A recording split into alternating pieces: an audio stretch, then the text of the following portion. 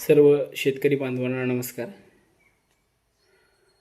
मुख्यमंत्री देवेंद्र फडणवीस साहेब यांनी पीक विम्यासाठी हेक्टरी 17,000 रुपयाची मदत जाहीर केलेली आहे।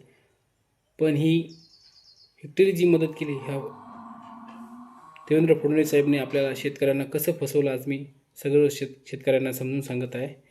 आपल्याकडे ही विम्याची एक पावती आहे, आपली पॉलिसी बघू शकता। आपली पॉलिसी आहे 54,000ची पॉलिसी आहे।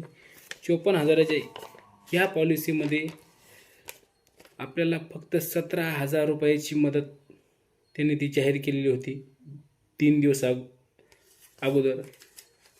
पण मुळातच जी विमा कंपनी ही शासनाची आहे ती खाजगी नाही आहे आणि विमा ठरवण्याचा अधिकार कसा आहे तर उभाटा उत्पन्न। आणि उभाटा उत्पन्न कसं ठरवलं जातं तर थेट शेतात जाऊन, तर मग शेतात जाऊन उभाटा उत्पन्न ठरवलं जातं।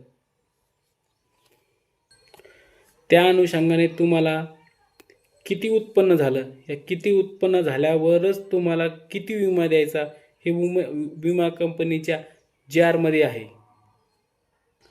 मग मुख्यमंत्री देवेंद्र फडणवीस साहेब यांनी हेक्टरी 17,000ची मदत जाहीर कशी केली तर ते त्यांनीच शेतकऱ्याला समजून सांगावं। आणि मदत जाहीर केली असताना त्याचा अद्यापही JR नाही आहे। JR महत्त्वाचा असतो, लेखी महत्त्वाचा असतं, तोंडी महत्त्वाचं नसतं।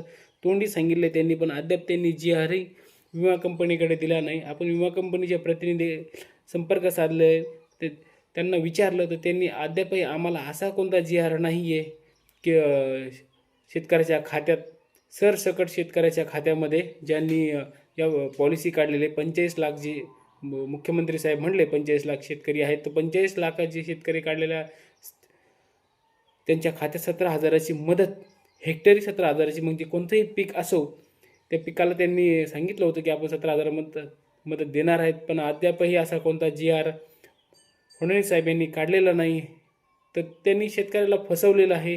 हे मुळातच आमचे जिल्हाध्यक्ष सुरेश काळे पाटील यांनी सांगितलं होतं की देवेंद्र फडणवीस यांनी शब्दाचा मारा केलेला आहे। शब्दाचा मारा करून संभ्रम शेतकऱ्यामध्ये निर्माण केलेला होता, ते सुरेश काळे पाटील यांनी समजून सांगितलं आहे। आणि देवेंद्र फडणवीस साहेब यांनी स्पष्ट शेतकऱ्याला फसवलेलं आहे। जय जवान जय किसान।